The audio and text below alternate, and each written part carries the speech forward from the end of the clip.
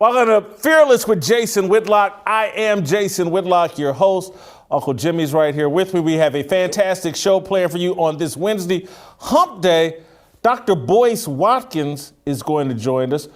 Friend of mine, friend of the program. Glad to have him on. We're going to talk about Deion Sanders. We're going to talk about reparations. We're going to talk about some issues specific to the black community. Jeff Bezos giving $100 million to Van Jones to give to charity.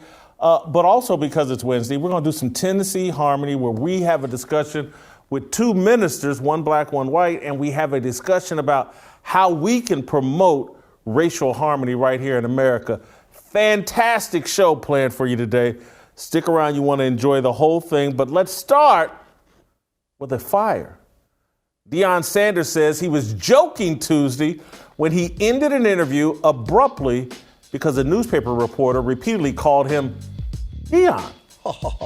If so, the NFL legend turned Jackson State University head coach cracked a bad joke at the SWAC football media day. He created the impression that the white reporter disrespected him because of his black race. The reporter, Nick Suss of Mississippi's Clarion Ledger newspaper, finds himself embroiled in a social media storm he did not create. Deion's joke has made Suss's job much more difficult. 24 hours ago, Suss begged people on Twitter to please stop tweeting about me. He knows he can't win this battle. A white man from Mississippi has little chance of surviving a racial conflict adjudicated via social media. Guy's got no shot. This is Suss's Mississippi burning nightmare. Only Deion can put out that fire. All right, here's what happened. Sanders specifically called for Nick Suss to ask him a question. Quote, let me get Nick. Let me get Nick. Nick is a good guy. Sanders began their exchange. Suss then responded, hey, Deion, just wondering if you could. And then Deion cut him off. And Deion said, hold on, let's back up a little bit. You don't call Nick Saban Nick. Don't call me Deion now. Suss jumps back in. I called Nick Saban Nick. I called you Deion. He said it politely. Deion would not relent. No, you don't. No, you don't. That's a lie. If you call Nick Saban Nick, you know you'll get cussed out on the spot. Don't do me like that. Treat me like Nick. Sanders smiled and then began to laugh. Suss responded, okay, Deion.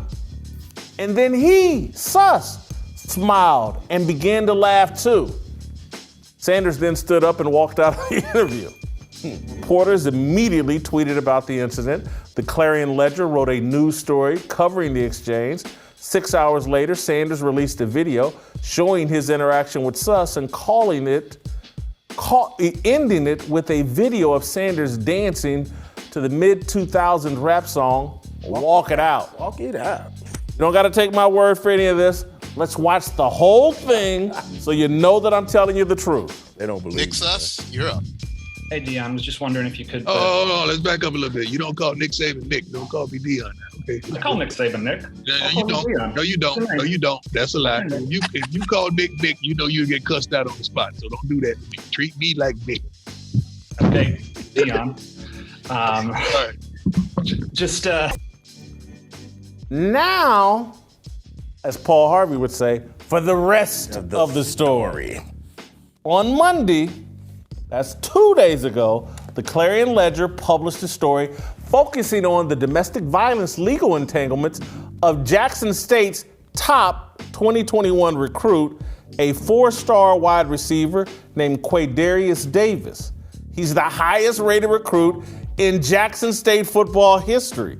He originally committed to the University of Kansas. Kansas cut ties with Davis in late March when a friend of Davis's alleged victim posted two pictures of her in a hospital room, allegedly recovering from her injuries. Deion is upset with the Clarion Ledger. Nick Suss is collateral damage of Deion's temper tantrum. Reporters, black and white, routinely call coaches by their first name. Jamel Hill, she don't mind race baiting. She even tweeted out, she covered Nick Saban and Tom Izzo at Michigan State and referred to them by their first name in interviews. Deion assassinated Suss's character because he's mad at Suss's employer, the Clarion Ledger. This is unchristian. Sanders is a believer. He's a flawed believer like the rest of us. He's certainly flawed like I am. I'm a huge Deion Sanders fan. I love the work he's doing and the attention he's bringing to historically black colleges and universities. Deion is well-intentioned. The road to hell and the road to Damascus are both paved with good intentions. In this instance, Deion needs to change course and head towards Damascus. He owes Suss an apology. He can't write this off as a joke gone bad. It's a bad joke that leaves Suss damaged. As black people, we waste too much energy interpreting the actions of white people and too little time evaluating our own. We foolishly believe their actions are more important than our actions. We've anointed them our gods. It's a mistake. Did he call me by my first name out of disrespect or because he's familiar with me? A couple of months ago, I'm gonna share this story, Jimmy. I'm getting slayed about this over Twitter. My best friend from high school, his son, an 18-year-old, called me Jason in a text message. I remember this story. We were communicating about his graduation gift. I corrected him and said, Aaron, call me Mr. Whitlock.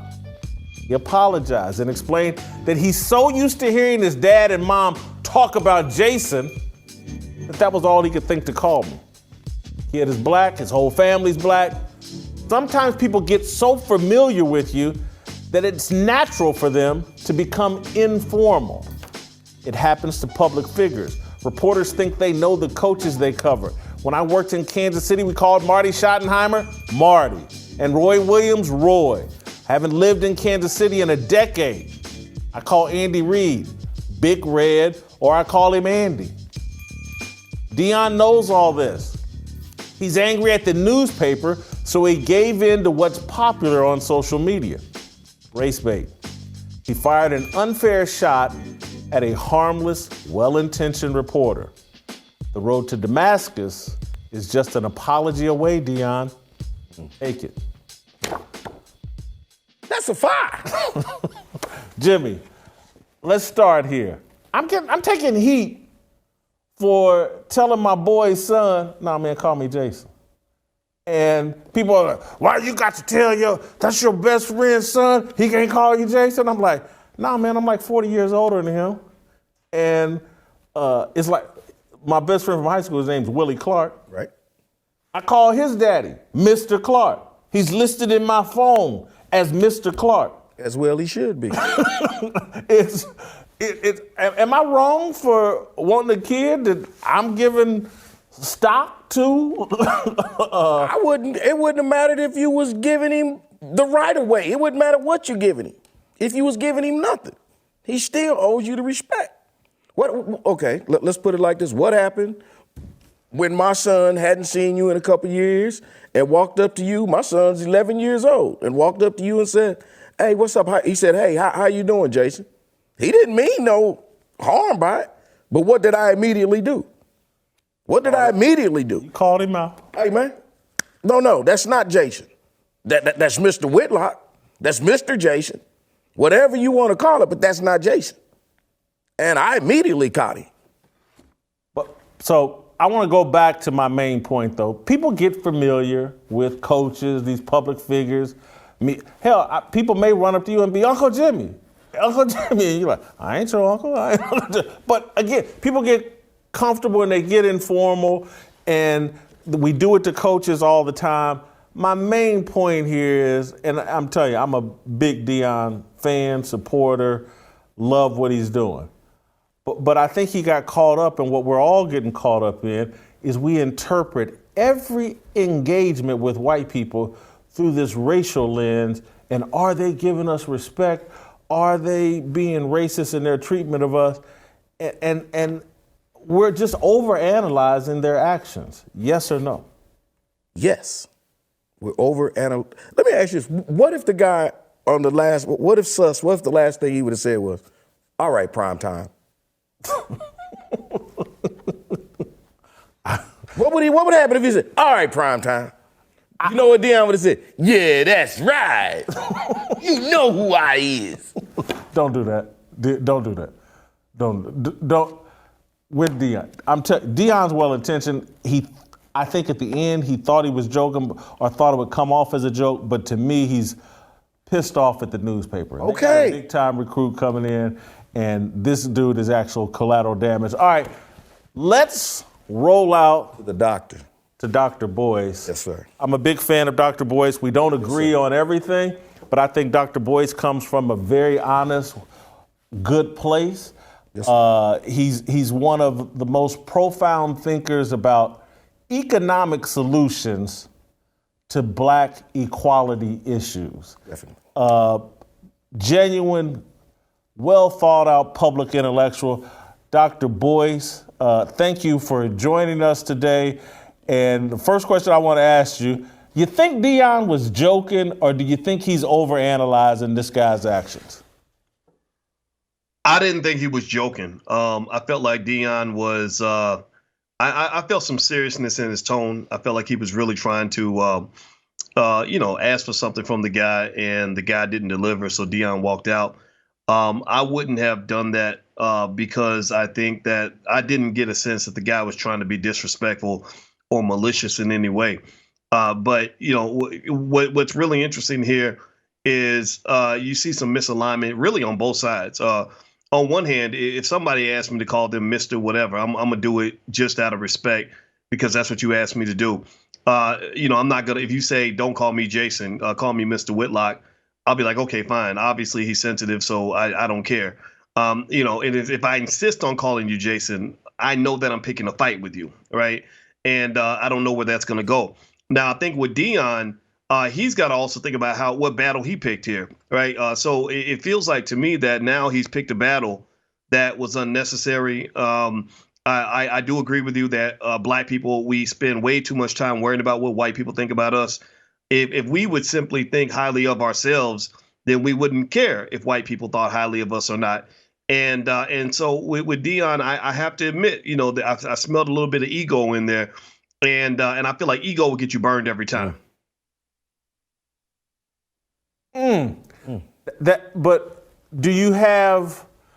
Sympathy is not the right word, but when you are the kind of phenom that Deion has been since childhood, and the world has catered to you, all the way from high school to college, the NFL, your broadcasting career. Everywhere you go, people are throwing flowers at your feet. It will play to your ego. And what I'll say is, like, Deion's in a tough spot because I do believe Deion's faith is sincere. And he struggles with the world and the way he's been treated in the world. And so that gives me some sympathy. He's used to people being deferential to him.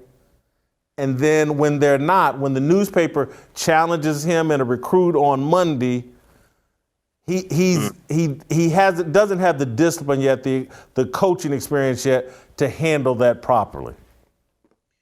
Yeah, I'll tell you, fame is a hell of a drug, and I cannot imagine, being prime time and kind of getting that treatment my whole life, and then suddenly you're kind of a regular guy. Because the first thought that I had is when he said, well, you wouldn't say that to Nick Saban. Honestly, I said, well, but you're not Nick Saban yet, bro. At least not as a coach. Now, as a player, you did things that no human being has ever done, in my view. He's the greatest player, one of the greatest players of all time. But he's not Nick Saban, right? I haven't seen anything at Jackson State that says he's even at that caliber. But I think at the same time, now you've kind of picked an interesting battle. Now, let me ask you this. Did that article about the recruit come out in that newspaper after his interaction with the reporter, or was it before? Who was reacting to who? The day before. The article came out on Monday. The interaction happened on Tuesday. There you go. So he's pissed off. That's it. You know, and I get that. I get that. Now, mind you, that's what newspapers do. They report news. And there are people that feel like you should suppress things. You shouldn't talk about things and keep my name out your mouth, that type of thing. But no, they're not going to do that. If this young brother got into some situations he shouldn't have got into, I believe in truth and fairness, and I think that he should be heard. I think that the black male kind of gets painted in an unfair light in mainstream media in general, right? And which is why coaches like Sanders and HBCUs are so important, because we know how to differentiate. We can discern between a young man who is a serious danger to others versus a guy who just made a mistake. And I don't know if big white universities are as forgiving in that context, to their detriment, because they lose out on a lot of great. You think about like Randy Moss, for example, and what he went through over smoking weed. We know he wasn't a danger or anything like that, but that's different from, say, I don't know, Lawrence Phillips. If you remember back in Nebraska, that guy. So I think that with Deion, I think that his emotions probably got the best of him in that situation. It seems like what happened with that report drove, the discomfort of that interaction. So maybe Deion was looking for a fight, and he definitely got one. And so now going forward, what Deion is going to have to contend with is that he doesn't have friends at that newspaper anymore. And we know media can be vicious. When they have an agenda to destroy you or to attack you, they can be relentless with that. And I really think maybe Deion might want to reconsider his perspective, but not so much bow down, but just ask, are you really offended when they call you by your first name, or were you just kind of tripping that day? I don't think that I can't imagine him not allowing anyone to use his first name. That just seems a little bit strange to me, to be honest with you. Boyce, you said something that I so totally believe, and I think it's underrated as an issue, and the public doesn't factor in. Fame is a drug. I talk about this all the time. I think it's the most powerful drug. I think it's the most addictive and debilitating drug. And I don't think we factor that in when we're listening to these very famous actors, rappers, singers, athletes who are trying to be public intellectuals. And I'm like, they're dealing with a fame drug addiction, and everything that they say is intended to increase their fame and popularity and the ability to influence and pitch products to you. And again, that's why guys like yourself and other guys that I even disagree, Umar Johnson, other people, like the real public intellectuals that, whether I agree with them or disagree, but that aren't dealing with the addiction of fame, serve us better than the famous people who are, I'm just telling you, I'd rather be on cocaine than on fame, and I say that in all seriousness. Well, what I'll say, man, is that let's be clear. In my view, even the public intellectuals can be addicted to the fame too, right? The clout and everything else. If you're out there, if you're out there, there's going to come certain trappings with that, money, whatever, being liked, and women, whatever it is that guys are into. And I will say that that everything should be taken with a grain of salt. Any information you take in from anybody should be taken in with a full understanding of the context within which that information is shared. So if a celebrity says something to me, first of all, you got to understand that a basketball player or a football player, they are not typically trained intellectuals. They're as good at what I do as I am at what they do. You would not want me to go play against the Portland Trail Blazers as your point guard. So why would you listen to, a Lakers player talk about the things that I'm an expert in? And I think that we lose that ability to differentiate, because one of the challenges our community has, and studies show this, is that we worship celebrities. Companies, when Nielsen does reports on how to sell products to black people, they pretty much say, look, just get a celebrity to endorse the product. If you get a celebrity to endorse the product, then they're going to buy it, even if it's an unhealthy product. That's a very dangerous place to be in. And so overall, I agree with you. Now, mind you, though, it's a society that kind of does this, right? We get sort of put in this weird box where black men like me who basically we compete with our minds, not with our bodies. Guys like us kind of get pushed to the side, in exchange for the basketball player, the football player, or the rapper.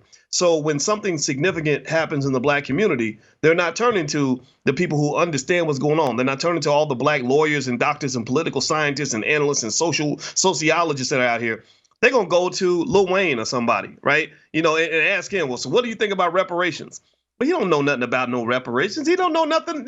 He can barely tell you what's in the cup that he's holding at that moment. So to me, it's disrespectful, and it's a kind of disrespect and dysfunction that was created by other people, but we've become used to that. We've become accustomed to that. And one of the reasons that many of your scholars and intellectuals in the black community don't reach their fullest potential is because they're too busy trying to be down with and co-signing ignorant people who are just saying the most ridiculous things because they don't want to lose that popularity. And I've just personally said, I'm letting all that go. I'm not interested in any of that because that's not going to help our people move forward. Boyce, let's move to a topic we disagree on. We're on opposite sides of the reparations debate. So I'm going to let you start. Take 2-3 minutes. Tell me why reparations are a solution and even a real possibility for black people here in America. Well, who knows? Maybe we're not as far apart as you might think, because I don't know how much of a possibility it is, because when you do the mathematics, and Bob Johnson, I think, came up with a nice number of about $14 to $15 trillion. That would be a reasonable number to talk about when you talk about all the wealth that was stolen from black people. The wealth gap and the fact that whites hold so much of the wealth. This didn't happen because white people are smarter and harder working. It's because so much wealth was taken from us, starting with our bodies all the way down to our assets. There are people in my own family who had real assets. My grandfather was in a grocery store in 1921 in Alabama, and a white man stepped on his wife's foot, and she had a couple words with him. And my grandfather had more than a couple words with the guy and put a brick upside his head. Well, they lynched my grandfather and took all his property, right? So this is just my family. This is just one incident. This has happened thousands and thousands and thousands of times. And if America wants to move forward, you got to make right by that. You got to make that right. And so, as a result, obviously, you look around, you go to black neighborhoods, you can clearly tell the difference. You see the economic apartheid all throughout America. In my city of Chicago, you go to the north side, downtown, it's beautiful, clean, wonderful. Go to the south side, west side, everything's torn apart, dilapidated buildings, cracks in the sidewalk, everything, right? So with that said, something has to be done. The question is what can be done and what would be a solution? So I believe reparations are owed, but I don't know if reparations will be the solution, because along with that oppression comes a lot of psychological dysfunction that where to the point where it's easy to argue that in some cases our people have become, in some areas, our worst enemies. We applaud the things that are killing us. We cheer for the things that are destroying us. So if you did write those reparations checks and you sent it out to a bunch of people, that would just be a stimulus plan for every, for Popeye's Chicken. It would be a stimulus plan for all the malls, for Air Jordan, for all the products that we like to waste our money on, because you don't necessarily have the culture for prosperity. You have a culture that's built on that desperation that comes from oppression. So long story short, I will say this. I believe the reparations are owed because they're owed. You cannot pretend like, just because we don't think reparations will solve every problem, that does not mean that money's not owed. And it's an unfortunate type of paternalism that says, well, we know they're going to waste that money anyway, so we might as well not give it to them. That's what they used to say about college athletes and why they wouldn't pay them a fair wage, and even though they're making billions of dollars from them or whatever. But I do think that a reparations plan should be something that involves maybe some cash payments, but deeper than that. It should involve specific Marshall Plan level commitments in the trillions to really go back and to address all the damage that has been done throughout this country. You can't move forward without it as a country, in my view. So I think reparations are completely necessary. And so one of the things I would say that I truly believe, like as it relates to slavery, I think that white people have an argument like, whew, Man, 5, 6, 700,000 of us sacrificed our lives in the Civil War to end slavery. In their view, man, that's a hell of a reparations. We went to war in this country and nearly dissolved this country in order to end slavery. And so they would say there was we paid some debt there. Now, as it relates to Jim Crow and the things that they did, because blacks immediately after the Civil War were experiencing great success and achieving political and economic power, and the KKK, racist people, came up with a game plan to stop that. And Jim Crow. Totally get that Jim Crow laws and segregation laws and all kinds of things were done to stop our advancement over the next 80 years, from 1880 all the way through the 60s or whatever. And I think that we have an argument that, hey, man, that was wrong, and there's another debt that needs to be paid. The problem is, I think the people we had negotiating in the 1960s, and I go back to the Moynihan report that LBJ had commissioned and ended up rejecting. The Moynihan report was a call for the U.S. government to invest in the black family. It was a brilliant report that called for the investment in the black family. LBJ rejected it, and they went the Great Society. That's the deal we cut. Instead of calling on America to invest in our families, we went Great Society route, and it became welfare checks and a bunch of other stuff to displace the black man.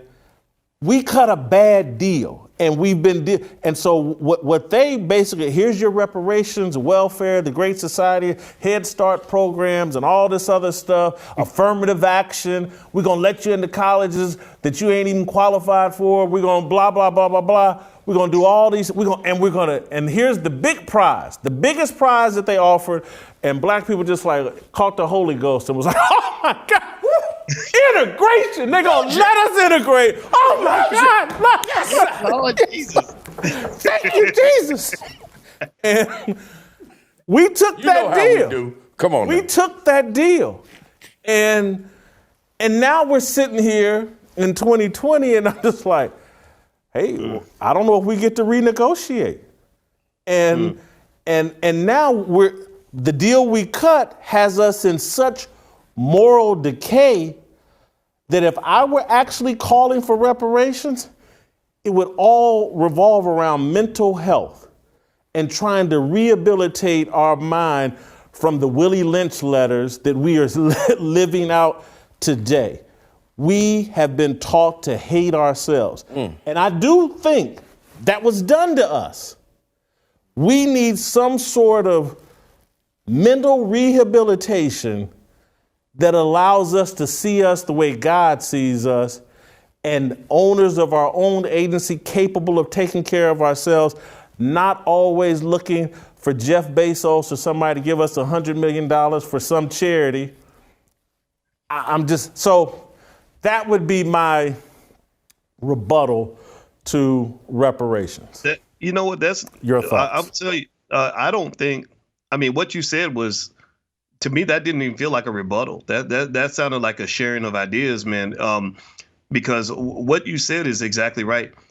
We negotiated a terrible deal. The civil rights movement was one of the worst things that ever happened to black people.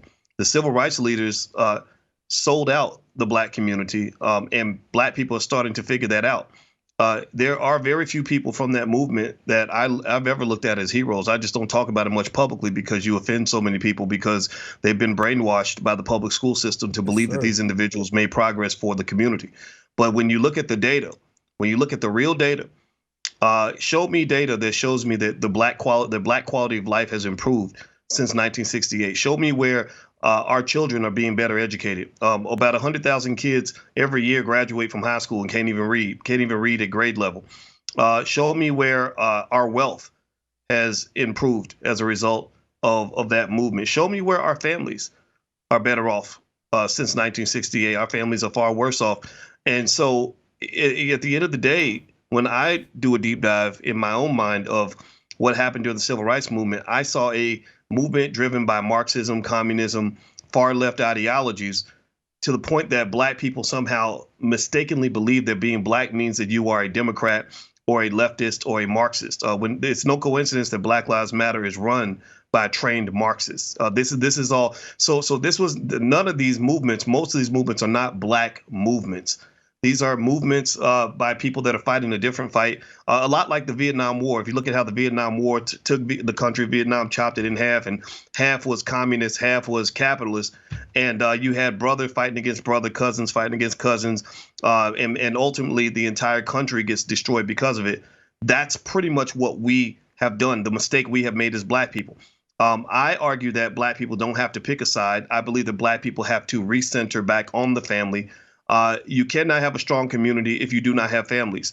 And so ultimately, at the end of the day, the whole negotiation process has to happen all over again. We need 1968 again to occur in 2021, where we as black people figure out, okay, what's the issue? What do we need? How do we get it? It starts with things like education, economics, and the family. Those three areas right there. If we fix that and fix that ourselves, then we can achieve quite a bit, and we wouldn't even need a reparations check. So you use that term, is it realistic to expect reparations? I don't think right now it's realistic to expect relevant, meaningful reparations. I think they might get some symbolism. That's what they get fed by all the political parties, lots of symbolism. But it's not realistic, in my view, to expect them to actually think about this. A government that's $27 trillion in debt. You really think they're going to be prepared to drop a $15 trillion check on black people?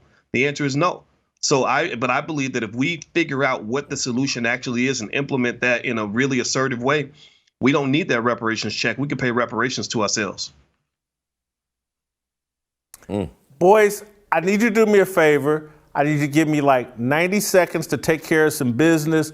And then I want to come back and I want to talk about that man code that you and I and Curtis Schoon helped us develop. I want to talk about that. But before I go, I want to talk to you all about our great sponsor in Good Ranchers.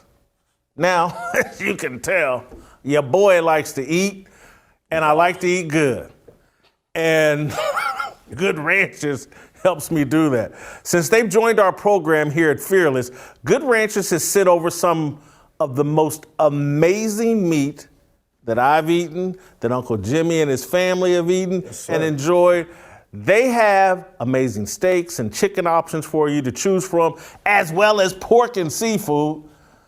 I'm trying to give up pork, but it's hard. That Good Ranchers pork is just too damn good. You'll never make it into Muslims. I'm just a big fan of their steaks, and when cooked at home, will be just as good as what you'd eat from a high-end steakhouse. And I like high-end steakhouses, but damn it, the steaks I've made are just as good.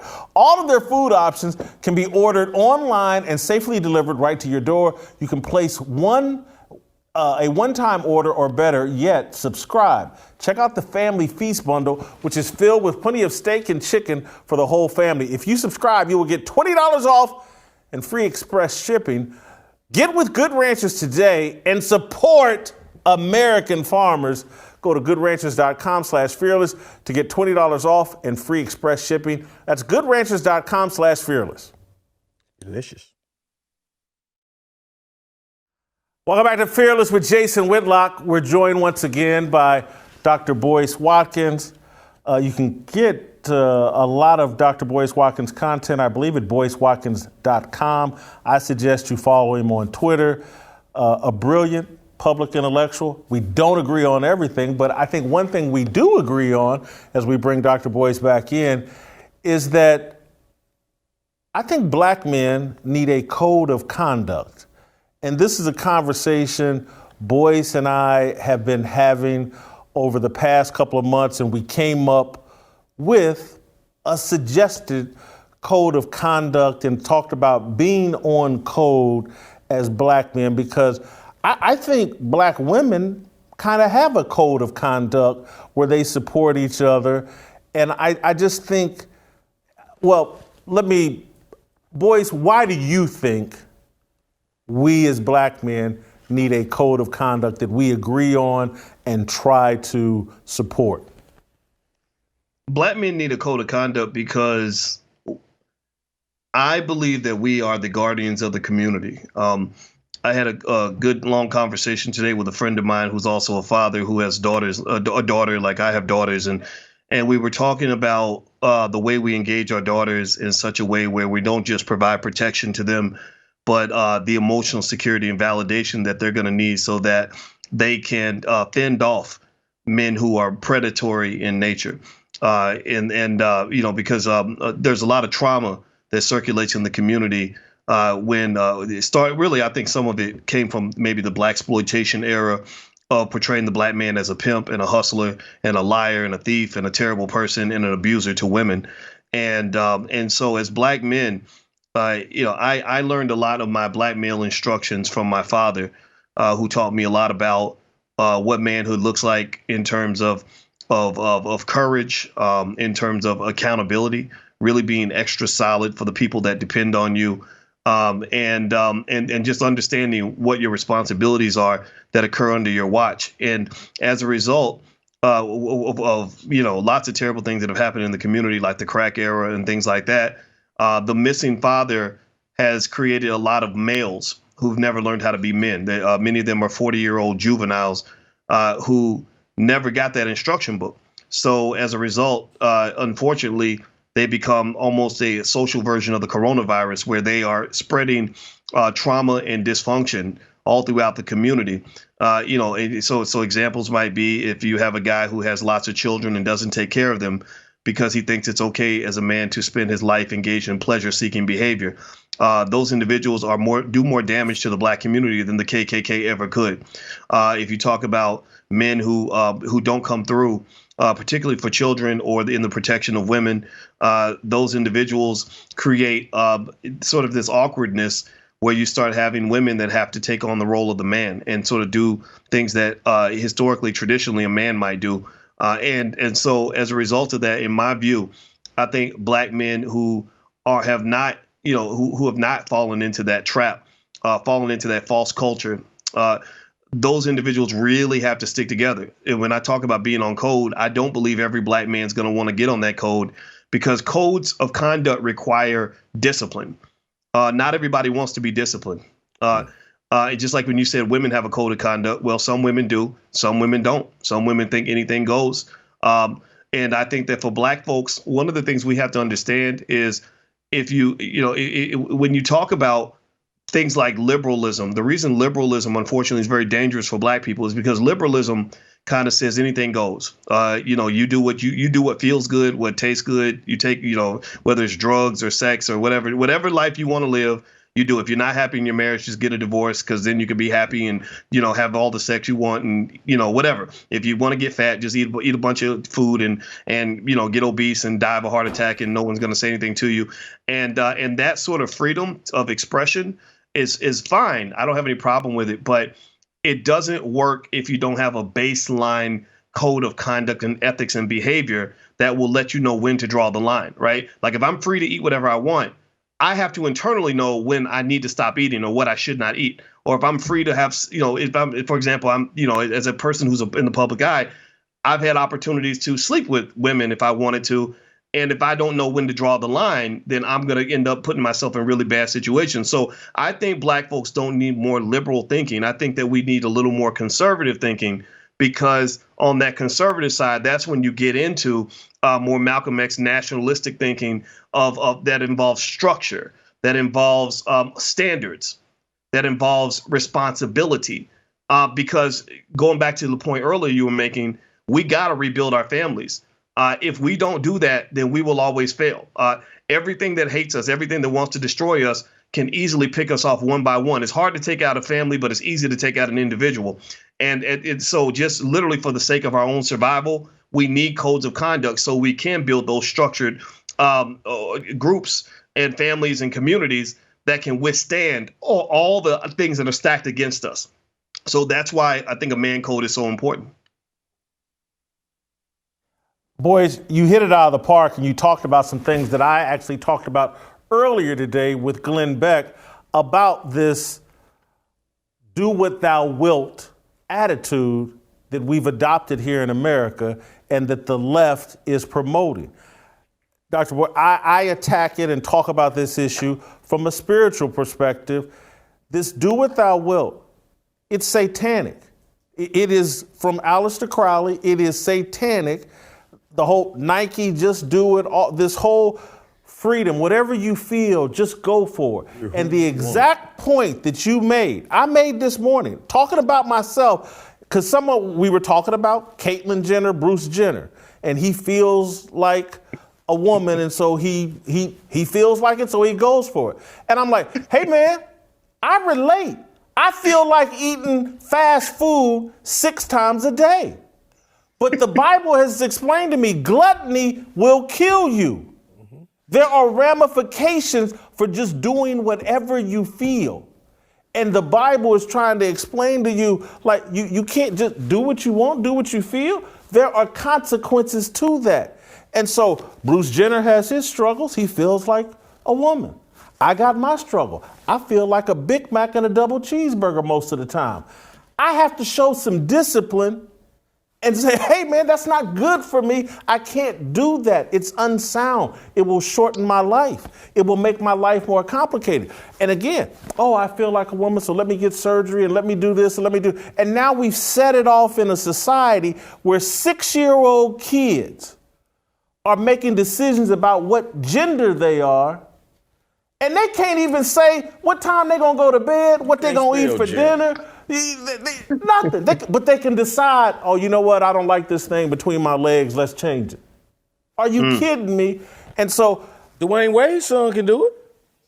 I don't want to personalize it, but I hear what you're saying. I'm saying you can't see it happen. I did personalize with Kate Jenner, so you right, Uncle Jimmy. But Boyce and I, for the most part, Curtis Schoon was part of the conversation, but Boyce and I, for the most part, came up with a code of conduct, and I want to share it with you all. And then, Boyce, we're going to let you go. You've been phenomenal. I hope that you have me on your show. I can't wait to bring you back on my show. You've been phenomenal. But here's what we've come up with on code is, and we asked the question, are you man enough to stay on code?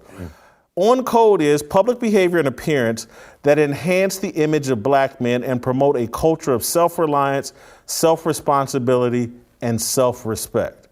And I want to add before I go on to how and why we should do this, but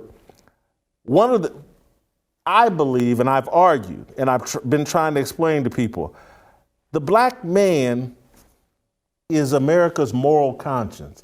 If you understand our role in this society, going all the way back to Richard Allen, to Frederick Douglass, to Booker T. Washington, to Malcolm X and Martin Luther King, we have been, and our pursuit of freedom throughout America's history has made America live up to its best ideals. We forced America to be more fair. We've been its moral conscience. And so when we get off code as black men, America falls into chaos. And I've been trying to explain to white folks out there, if you're bigoted and think you don't need us, wait till you get rid of us and see what happens over here in America. And because it's all, and when you've allowed the liberals to place us in a immoral, degenerate culture and just made us run buck wild with this mental abuse and all that, look what's happening in America when you destroy your moral conscience and don't celebrate the heterosexual Christian black man. So here's how we do it. Here's how you stay on code. Prioritize education, wisdom, and respect for elders. Resolve disagreements respectfully and without resorting to violence. Embrace principles of family and community by protecting, providing for, and leading the children and family you create. Honor women, particularly black women, with honesty, fairness, and integrity. Pursue economic strength, unity, and independence. Never allow the ignorance and actions of others to dictate your actions and emotions. Choose logic over emotion. Why should we do this? The rebuilding of the black family and community starts with the rebuilding of the black man, because we must dismantle the system that entices and financially rewards black people for maintaining a culture that encourages dependency, degeneracy, and death. Black boys need everyday heroes, not celebrity influencers. We owe it to our ancestors who sacrificed their lives for our dignity, humanity, and excellence to be recognized.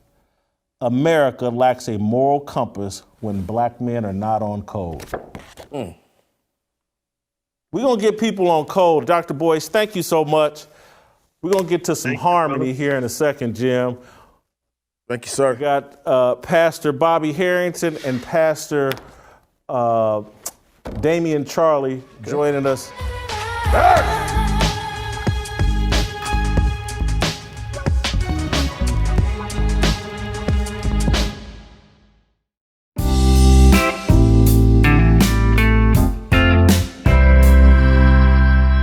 Welcome back to Fearless with Jason Whitlock.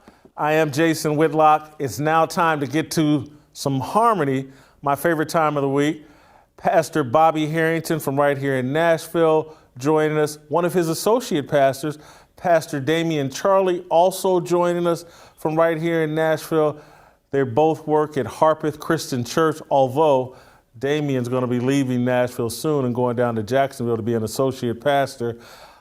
This weekend, guys, a friend sent me one of the greatest sermons I've ever experienced, seen. Dr. Tony Evans talked about what's going on in the world right now, all the chaos and destruction, or just the chaos and just that the world is in, and America is in particular. And he had a great explanation for it. He said that God was creating a disturbance because things are so out of line here that he basically wants to shake Christians up and get us to represent the kingdom, that we're not doing that. He basically called us out, and I thought it was a tremendous sermon, and I wanted to go over some of the highlights from the sermon and hear from a couple of experts on their interpretation of what Tony Evans has said, so that I've watched the service twice. He gave it to the NRB, I think the National Religious Broadcasters. Yeah, broadcaster, and he gave it a couple of weeks ago. But I wanted some additional clarity, and I'm so glad to have both of you guys here. And so I want to start with a clip that Tony gave talking about that God has created a disturbance. The author of Hebrews says that when God is ready to do something new, he creates a disturbance. And the reason he creates the disturbance, he says, is to shake created things, earthbound things, physical things, in order to reveal that which cannot be shaken. In other words, God shakes our physical human reality to get us spiritually back on point. I would like to suggest today that evangelicalism is off point. I would suggest to you today that evangelicalism has lost its way. Bobby, your reaction to those assertions? He's created a disturbance to get us back on point. Well, I think it's totally the truth. Anytime we go through difficulties, the great thing about difficulties is they can bring us back to God. And so his quote of that passage from Hebrews chapter 12 is, I think, pretty helpful. Let me read it to you. Hebrews 12:26. God says this, "Once more I will shake not only the earth, but also the heavens." The words "once more" indicate the removing of what can be shaken, that is the created order, so that what cannot be shaken may remain. And I think that's the way difficulties are, is they cause us to evaluate what's really eternal and what is God saying about all this. It hit me so hard because I look at my own walk, and the chaos has been going on for me, particularly along racial lines. And Damien, I want to bring you into this on that topic. For the last 7-8 years, it's like what's been going on in terms of race in America has confused, baffled, frustrated, frustrated me to a point that it's actually it's like the only source I can turn to at this point is God for an explanation. And that has helped me on my spiritual journey. And I'm just wondering, Damien, as a black man and as someone, in the ministry, have you felt that same confusion about what's going on here in America about race? I'm just wondering, can you relate to that feeling that I have? Yeah, well, I think that the thing that comes to my mind is that his last point or his last statement where he said evangelicalism has lost its way is off point. And when I think of that, I do think of the scriptures of how Jesus dealt with the religious leaders of the day. Specifically, I think of Matthew 23, where he was specifically pointing out that they're very hypocritical in the way that they went about living their lives, although they pointed to everybody else about what they needed to change and what they needed to do. And the premise of Dr. Evans' entire sermon was more so really helping, I think, pointing out to the church that there's some major issues and things we've got to take care of to really be the light to the world that Christ was. And so, yeah, those are my initial thoughts, because that, like I said, his last point about where evangelicalism is something that resonates with inside of me in a big way. And so Tony ended up, Dr. Evans, Minister Evans, ended up referencing the Apostle Paul and said that Paul dealt with the issue of race. Let's hear from Tony Evans, and then I'll get you guys' reaction. When Paul dealt with the issue of race, in my favorite passage, Galatians 2:20, I'm crucified with Christ, nevertheless I live, yet not I, it's Christ who lives in me. The life which I now live, I live by faith in the Son of God, who loved me and gave himself for me. Everybody loves that verse, but we don't often tell the story that led to him giving the verse in the first place, which was the racism of Peter. Peter had found out that it was okay to eat pork chops with the Gentiles. But when his Jewish brethren showed up, he removed himself from fellowship with the Gentiles. And when Paul saw that he removed himself, Paul confronted him, but he didn't confront him with sociology. He didn't feel the need for critical race theory. He didn't feel the need for a seminar entitled, Can We All Get Along? What he said was, Peter, you have embarrassed the truth of the gospel. Well, wait a minute. Peter, you have embarrassed the truth of the gospel. The truth of the gospel. That, and again, this is why I'm bringing you guys on, because when he said this, I immediately thought of the church, and because I look at the church and I'm like, in this time, I've questioned, again, I don't have the credibility to say it. As a host, I gotta say it, but I've thought hey man, the church is embarrassing the truth of God.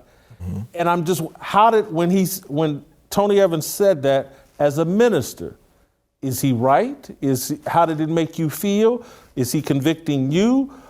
What's going on at Harpeth? Or just interpret what Tony is saying, and by using Paul? Well, first of all, I want to say I think he's right.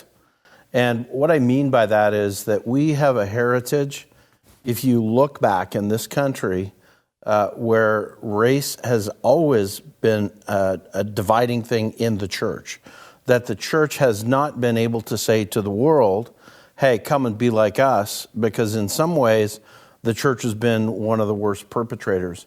In fact, that Damien and I had a conversation about a year ago, and one of the things that Damien, I don't know if you remember, we're in the student center, but you brought it up to me. What do we say to the world when the church is just as bad, and in some cases, I would even argue worse than the world?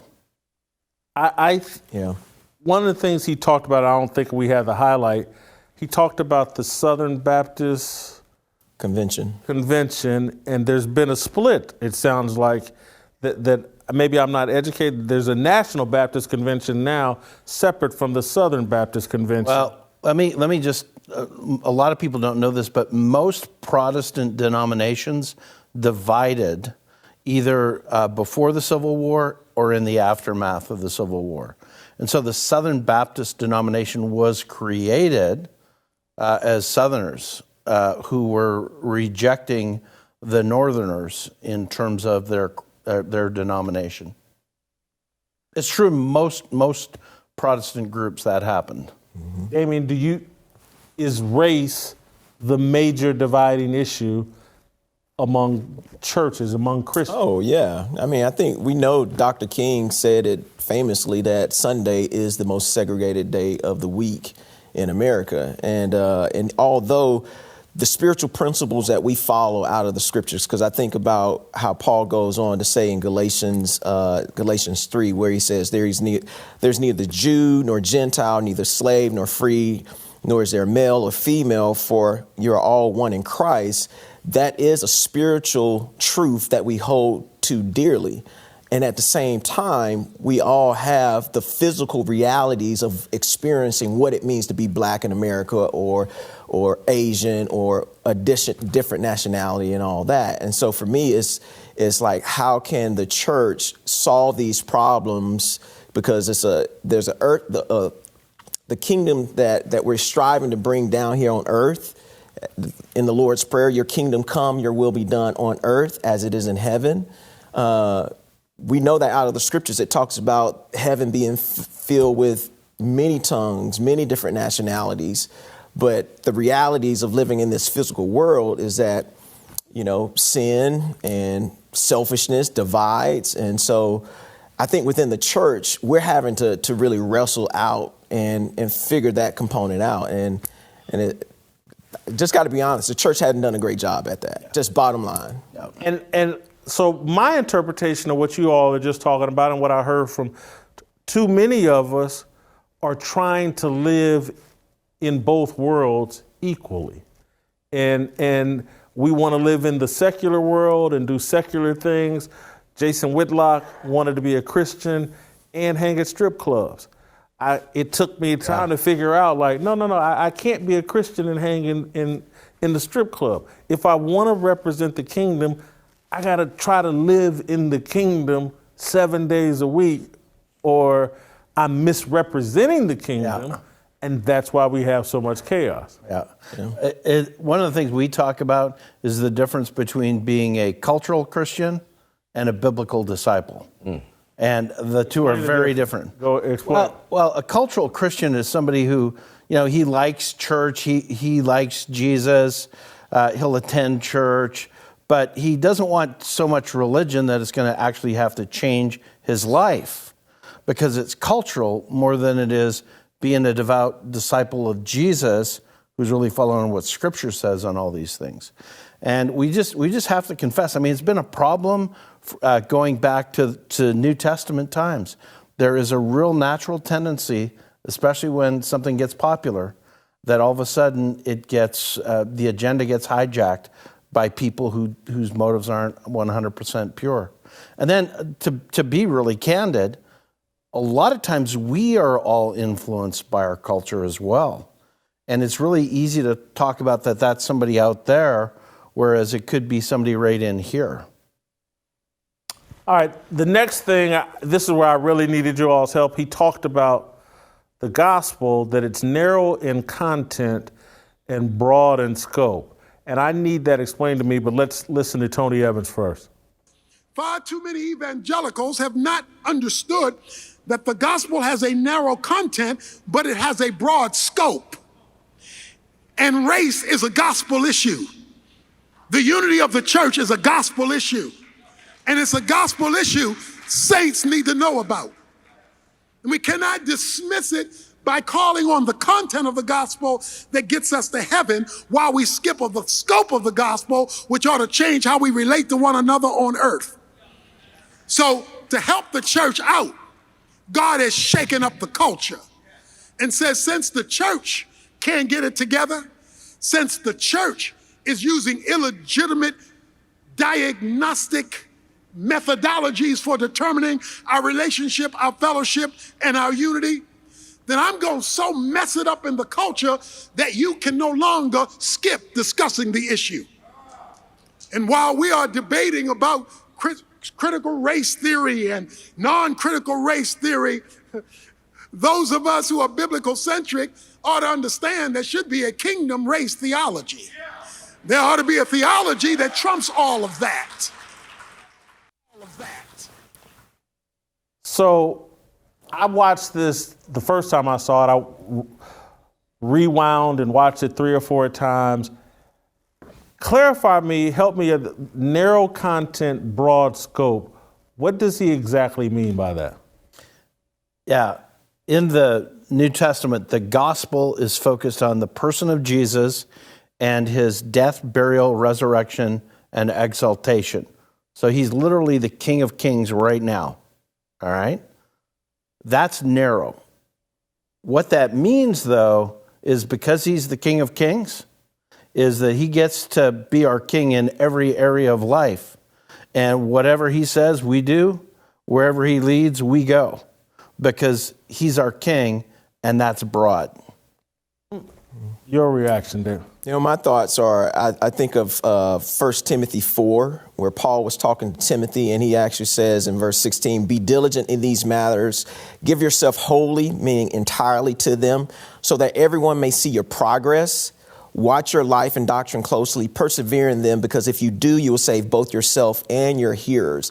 And that's very important, because people want to see someone's life and their doctrine being lived out. And so if they're not matching up, then why would I even listen to you about any problems like, okay, the church saying that they have the solutions to racism. Let me walk in your church and see if you're really solving that problem by how the makeup of your church. You know, if you walk in and you don't see it, it's kind of like, why would I have to listen? Why would I want to listen to you or anything you have to say about solving the problem of racism when that's not even in your own fellowship? And so as he goes on to talk about the difference between the black and white church, I think the world is really tired. Specifically, I would talk about the American church. I don't know about the rest of the world, but in America, they're tired of hearing just the constant blabbering that's going on, because oftentimes people are not watching their life and doctrine and persevering in what the scriptures teach. So therefore, people are tuning them out. Uncle Jimmy, you got any early thoughts? No, I want him to keep talking. All right, we're going to take a short break. I want you guys to hit youtube.com/fearless with Jason Whitlock. Hit that subscribe and notifications button.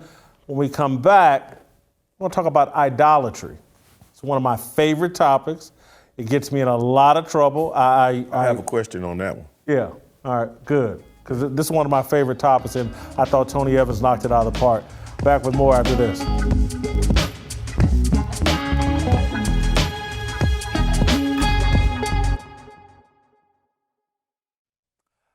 Welcome back to Fearless with Jason Whitlock. More Tennessee harmony.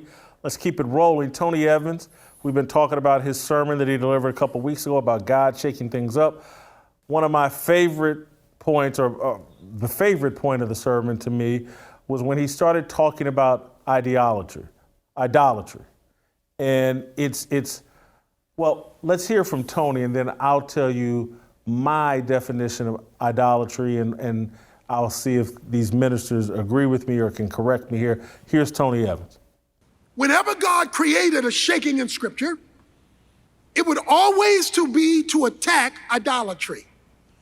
Idolatry is any noun, person, place, thing, or thought that you look to as your source, your governing body, your governance, the thing that you are looking to. Idolatry is the number one sin in the Bible from which all sins emanate, because it is a rejection of the true God in favor of something or someone else. And so idolatry would be attacked. The Bible says when that happens, Romans 1, God abandons, and that allows chaos to enter into the environment. What we have developed in America, and even in American Christianity, are American idols. Idols of popularity, idols of materialism, idols of racism. Idols of racism. That hit me so hard, because this is what I think social media has enhanced and put on steroids. We look at these celebrity entertainers, singers, rappers, movie stars, athletes, LeBron James, these people with money and all these social media followers, they're above everybody else and we should listen to them. That's how I interpret idolatry. And I think we're looking up to a bunch of people whose values and philosophies about life, I'm just sorry, they're satanic. And they are controlled by satanic puppet masters who are preaching, do what thou wilt. If you feel like a woman, go for it. And I talked about it with Dr. Boyce Watkins earlier in the show. Jason, if you feel like eating fast food 7 times a day, go for it. And God tells us in the Bible, gluttony, lust, all this stuff, those are death sentences. And so am I interpreting idolatry correctly? Well, I'm going to let Damien jump in here in a second. I might quibble with you a little bit. Go ahead. Let me just say this. One of the most helpful things I've ever heard is that the human heart is an idol-making factory. Okay? And what is an idol? An idol is something that you make a god. So it's what is your god? So I guess if LeBron James or whatever entertainer is, most people are it's more personal. It's that which you trust in and gives significance and meaning to your life. And so for people, it can be money, can be popularity. Sexual partners. It could be that it's a dependency on what your sexual partner thinks or what other people think that are going to give you. It's, again, what gives you security and ultimate value and guides your life. So, and the reason I said sexual partners is because I think some people think the more sexual partners they have, it says something good about them or makes them more valuable. Their confidence is derived from that. I've been in that mentality. I know that sin and that flawed thinking. Yeah. Damien, Taught that mentality, man. Yeah. I mean, to me, the world is going to always be the world. Everybody that you just named. So it's kind of like, to me, what Tony was talking about was the difference in those who are gospel-centric, the church, instead of kind of pointing your finger at the world is going to continue to be the world because Satan is, the adversary is the ruler of the air. And so for me, it's more so about, are we as Christians, true disciples of Jesus Christ, are we submitting to who he is and he's being Lord, and what we're a part of and the fellowship that we're a part of that is so enriching and so valuable that when people come and they look at what's going on in the fellowship of true believers, they see something that is transcendent. They see something that is transformative, that people who used to live like this in the world are now living God-filled lives that are fulfilled and joyful. Marriages are restored. Children are living godly lives. Is when you're living that out, that's the impact that begins to make an impact on the world. Not me sitting in my seat as a minister saying, the world is this, the world is going to continue to be the world. It's going to continue to slide into degradation and worse places because it's always has since the beginning of time. And so I look at how can I be a solution to the fellowship and to the people that I'm connected with and continue to see God transform our lives instead of pointing the finger at what the world is doing because they're going to continue to do what they do anyway. I needed to hear that. I want you to apply what you just said to someone like me whose job it is to evaluate the world and to be a culture critic and to be a critic of athletes. It's my job, career, to explain the world. How do I, as a Christian, my job and my faith, how do they coexist? It's my job to interpret the world. Well, I think one thing, perspective is always key. And perspective meaning that our time frame in this world is like an instant. right? I'm looking at the scripture, Isaiah 40, where it says, all people are like grass and and their faultlessness is like the flowers of the field. The grass withers and the flowers fall because the breath of the Lord blows on them. Surely the people are grass. The grass withers and the flowers fall, but the word of God endures forever. So all this stuff that we're talking about, it ain't going to last. I mean, you're having to be a cultural critic to what's going on in the world, striving to speak truth to the world at the same time where they don't want to hear what you have to say. I mean, you're in a tight spot, but I think the biggest thing is the life that you live for those who, because you're not living your life on TV all the time. It's kind of like, who are the people who know you the most and the impact that you can make that way. That's my perspective on it, Jason. Let me ask you the follow-up, Pastor Bobby, because one of the things I thought I heard from Tony Evans, he said at some point at the end, this is not a time for spiritual punks. The world is in chaos. God is angry and sending all these things. And I heard it as a call to, like, as Christians, we have to act differently. This is an unusual time, and we're called upon to do things differently and I thought he was saying, basically represent the kingdom properly, make it be more of a light unto the world.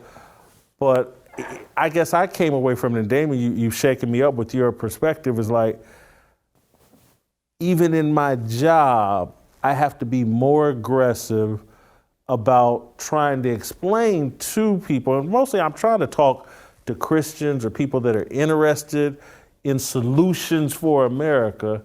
I'm trying to explain, no, here's the things we can do to improve this country that we all say we love and care about. Well, the first thing that everybody has to do, and I think it's what you're trying to do, but tying it into your own idolatry, Jason, you've got to decide that the popularity of this show, that the success of this show, for example, that's secondary to you.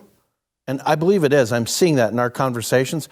But everything that you do has to be secondary to making Jesus your King of Kings and Lord of Lords. Like, you wake up every day and your security is in him, your confidence is in him, and then you speak what he would want you to speak and do what he would want you to do. That is the only alternative to the idolatries of the world. I hope that, and I'm glad, boy, that's great clarity, helps me understand. And I don't even want to get defensive. That's a great advice.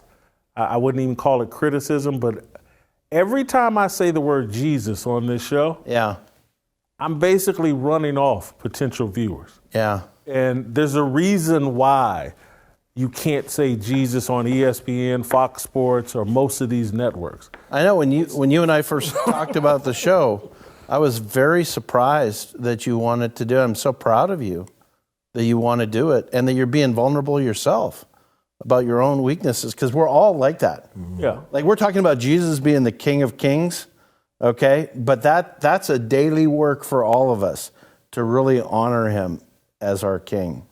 All right, let's go to Tony Evans' most powerful points. He calls out the white and the black church, but let's hear what he says about the white church first. Let's all turn our eyes to Bobby. Let's accuse him of everything. Bobby, a nationalistic faith contaminates the gospel. I think he's absolutely correct. Let's think about it. Well, I'll tell you a conversation that I had with somebody a few weeks ago, and they're a very right-wing political person. And I was trying to have this conversation with them. They're all on about the U.S. Constitution, how important the Constitution is. And I said, let me ask you a question, and if you could really be honest. When you get right down to it, which is more important, Jesus Christ or the U.S. Constitution? And he was quiet. And then he told to me, I guess it's been the U.S. Constitution. Ben, he said past tense. Yeah. You shook him up. Yeah. But what happens with a lot of these people, and we see it in our church, we got people on the right and people on the left. People who, are so concerned about the U.S. Constitution and their rights. And on the other hand, it's like people on the left who are saying, you've got to get more with mask mandates and listen to of course, the CDC is now kind of confusing in what they're saying, but you got people on the right and the left, and it's shaking it up in terms of who's really ultimately your authority.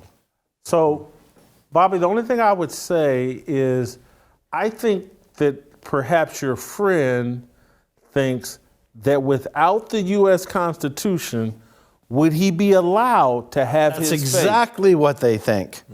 And again, when America is going communist, Marxist, those are hostile to religion. Yeah.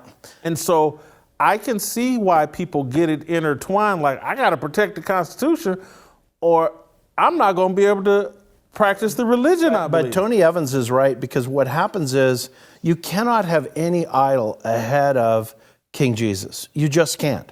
The U.S. Constitution, critical race, I don't care what it is, you can't and honor him, because otherwise you've made whatever that thing is an idol.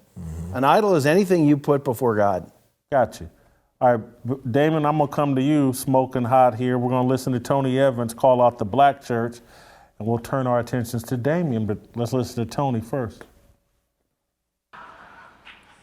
Because what we have done is we have wrapped blackness in cultural identity. So we have often been more black than biblical. We have decided that our color can trump Christ. And so we will endorse a political party who will endorse evil, say nothing about the evil of abortion, the evil of homosexuality, the evil of misuse of government because of a race issue. God doesn't ride the backs of donkeys or elephants. He sits as King of Kings. He sits as Lord of Lords. It's a conversation I've been having with my family for the past few years.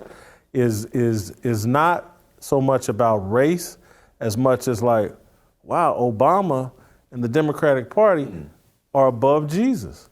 And conversations are littered with either Trump or Obama references 7 days a week. It takes a break for the 2 hours you're in church on Sunday, and then the rest of the week it's all Obama and Trump. And those are our idols. And so when Tony Evans said this, I lost it. I was like, holy cow, I'm not wrong.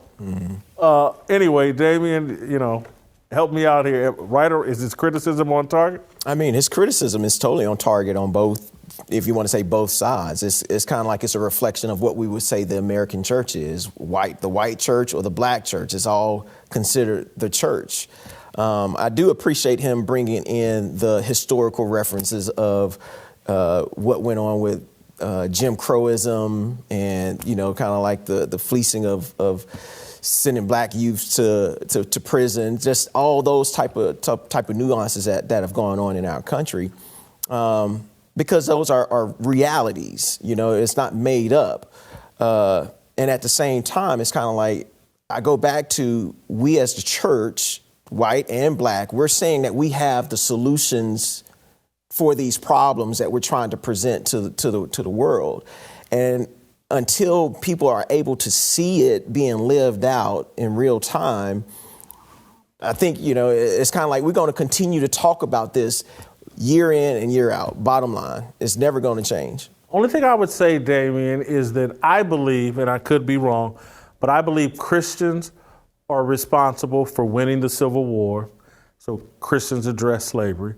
And I believe Christians are responsible for the Civil Rights Movement and winning laws that granted us American freedom and allow us, you and I, to go off to colleges on football scholarships and advance our lives. For me, in 1984, me and my father were living in a 400 square foot, 1-bedroom apartment in the hood. Nobody thinking about me other than a few football coaches. And, you know, getting a football scholarship to Ball State totally changed my life. I got to credit America, and I got to credit Dr. King and the people from the church who really did, I believe, for a time, live out the kingdom and show that. And I think the people that fought in the Civil War and sung battle hymns that acknowledge, I'm sacrificing my life. White dudes was out on the battlefield singing the battle hymn of the Republic, saying, I'm sacrificing my life so these other people can live free. They were actually singing that song. And so I've seen Christians do incredible things to change this country in a better way. And, you know, we're not doing that right now. You know, I didn't even show the clip of Tony saying, you know, you got 1% of the population in control of all America. Mm-hmm. 1% of and he didn't say exactly who he was talking about, but I know who he's talking about the alphabet mafia, transgenders, and the LGBT and all that. They're totally in control of America. And I guarantee you Christians that would raise their hand, that's about half of America. And we control nothing. And that's on us because we are failing. And Jim, I'm sorry, we probably got, we got a little time. We got 2-3 minutes. You got something, Jim? What you apologizing to me for, man? This is one of the best shows I've had. I'm you know, we not put in a lot of work today.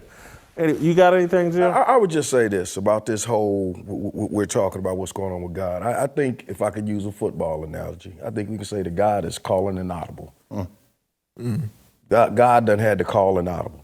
We was taught in school that a noun was a person, place, or thing.